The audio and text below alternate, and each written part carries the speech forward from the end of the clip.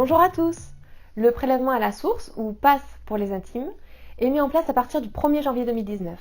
L'objectif de notre vidéo est de répondre à vos interrogations en moins de 5 minutes, à savoir, suis-je concerné, quel est l'impact sur 2018 et comment anticiper ces changements.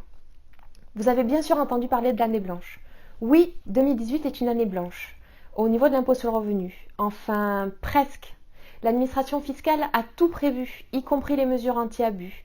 Il faut donc être vigilant aux fausses bonnes idées. Première fausse bonne idée, je décide d'augmenter mes revenus puisque je n'ai pas d'imposition et jackpot.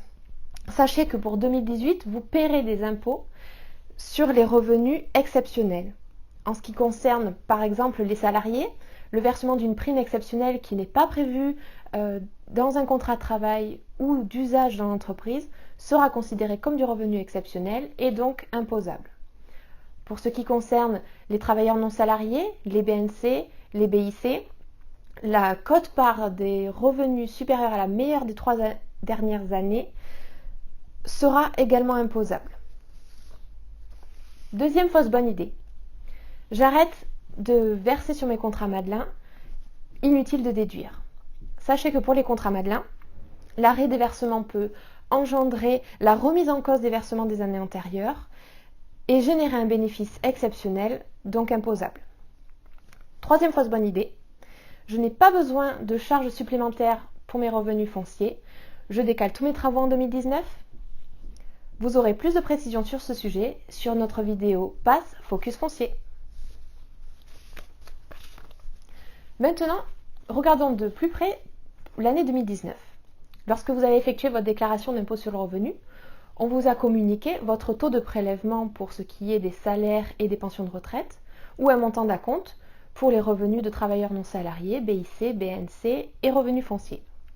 Ce taux sera ajusté annuellement en septembre afin de tenir toujours compte de votre dernier revenu.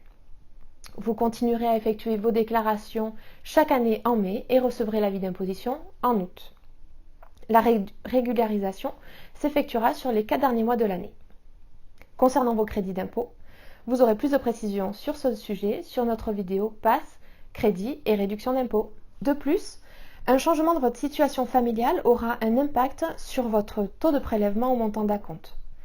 À compter du 2 janvier 2019, toute naissance, mariage et, ce que je ne souhaite pas, divorce devra être déclaré sous 60 jours.